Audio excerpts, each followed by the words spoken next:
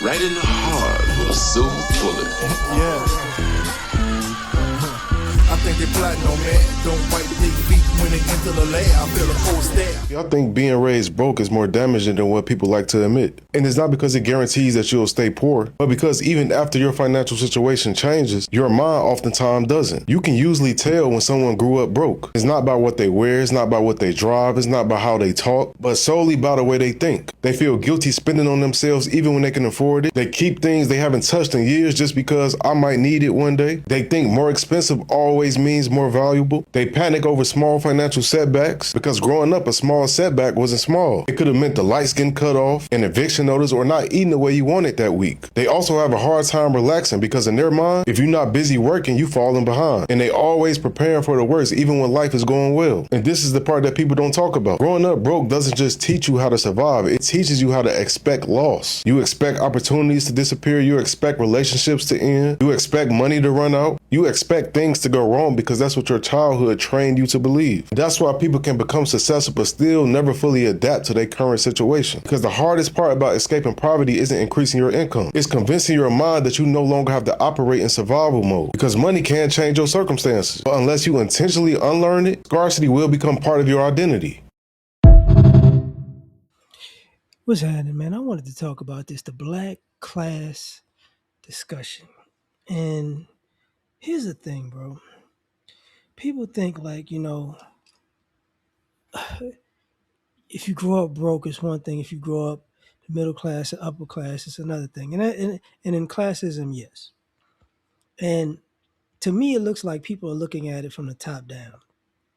And what I mean is, you have people who grew up, you have a small minority of people, a small minority of people who grew up in the upper class. Then you have probably the majority of people coming up in the middle class nowadays. And then you have a sizable minority population who grew up in poverty. And for all the people who grew up in poverty, grew up in a poor circumstance, right? If there's most people, how can I say this? Most people move upward out of poverty.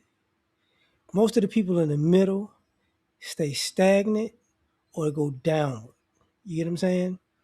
And most people in the upper class go downward. But when you hear people talking about it,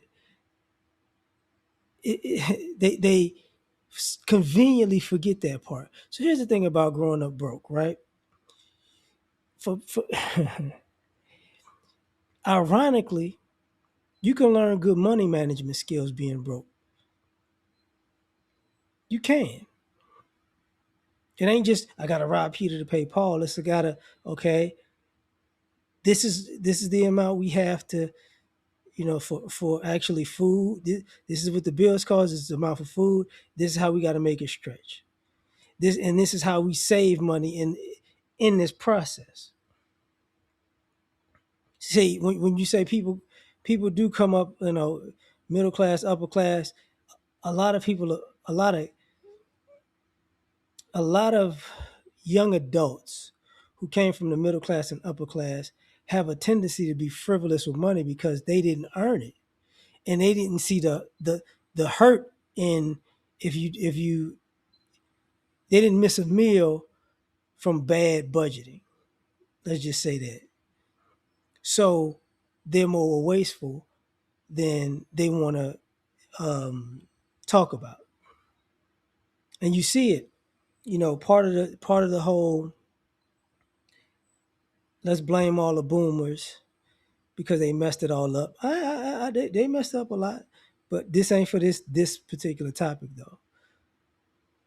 But what it is um, if you came up broke, you would not have somebody that you would believe should have done something and gave you an inheritance, because you could it have went out of your mind like, yeah, that's how it should have been, but that's not my circumstance. So what you have is a lot of people, middle class and upper class, who have this thing where I'm old, I'm entitled. And because I'm old and I'm entitled, I'm actually not going to put my best foot forward because I'm too comfortable, because I was raised comfortable. And people go, well, what's the problem with being raised comfortable? Truth is, nothing is wrong with being raised comfortable as long as you teaching a work ethic to those comfortable kids who become adults. And what normally happens is you don't teach that. You don't teach a work ethic to these kids, and then they become young adults, and I don't want to do this and I don't want to do that. If you hear that whining, that's my dog. He's wheezing because he wants attention. But the thing about it is, we talk about classes of people. People. I say upper class, middle class. They have more opportunity. And people go, it's America. Some people might go, it's America. Everybody has the same opportunity. No, not true. Um, when you get to the middle class and upper class, what you come to find out is there's more possibility for middle class and upper class people because they know of more ways that people have been successful in different industries, um, whether it be being an entrepreneur or just or working for a particular company. They know, oh, people, people do this, people do that, and you're like, wait, people make money doing that. See, if you come up in poverty, you don't know that. You know the major stuff, but you don't know like the little offshoots of industries. Like, wait, I didn't know you could be a plant, a nuclear plant inspector or a steel plant inspector, and you could just go from plant to plant. I didn't know that. You get what I'm saying? It didn't cross people's minds, you know. So when they say middle class and upper class people have more opportunity, yeah, because either their families have more knowledge of the possibilities of things that can make money, you know. So when a person goes from poverty to the middle class, they've taught they could, yeah, you could do this, you could do this, you could do this. And a lot of people go, well, because some people got a job. Most people got a job, worked that job the majority of their adult life, and they could tell they could, yeah, I worked in this industry. But along the way, they learned about other things, so they was able to pass that on to their kids. Same thing with the schooling and education, right? I was looking at a clip with a black man who was a school counselor, and he felt like he failed the kids because he realized at the more suburban schools, the counselors were actually proactive in the kids' futures. And in the quote unquote urban school, the counselor was just laissez faire. And then and these kids didn't sometimes didn't make it to that next level the way they should have because they didn't know. The counselors knew, but the counselors didn't make the effort like they made at the suburban schools. So that's a class thing too. So you get, so that concept of you gotta do twice as much, and you basically, let's just say, if you're a poor a kid from the lower class and you're 18 years old, you have to spend half of your time researching on what's possible, what are the other possibilities out here, even in a college search and in the future job search too. 'Cause, that's a part of the process because you're working against adults, in other communities who are working in the best interest of the kids, and some of those kids are well earning and well deserving, and they deserve what they got. And some of those kids, are definitely getting pushed along because, you know, we know we can get you in a spot because these other people don't know any better.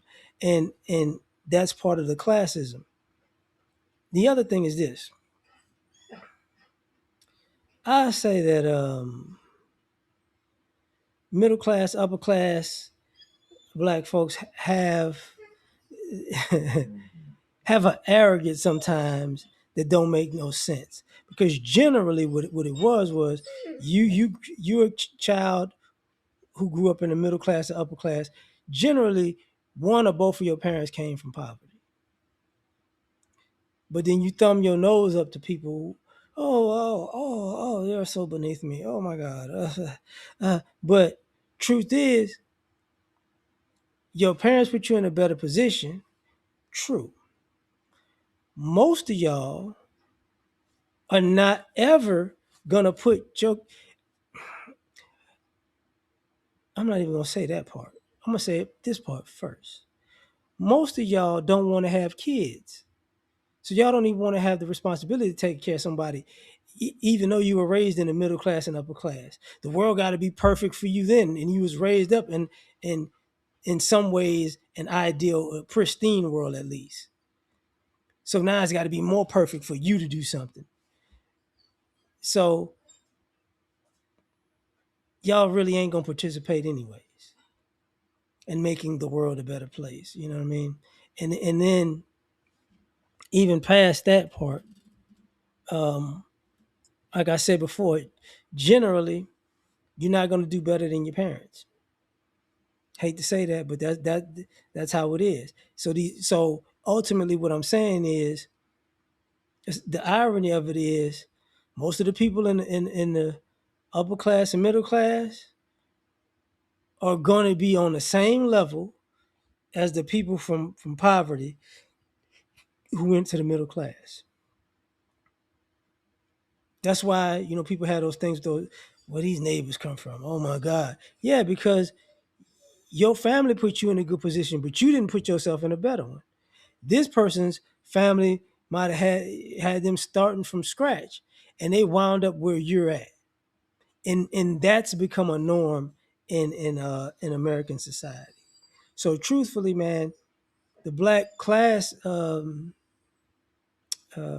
discussion is really nobody. When you have to ask the question, what is the upper class and the middle class, have they been wasting their talent and their privilege? Because generally that's what it looks like. But tell me what you think. Catch you on the next one. Peace.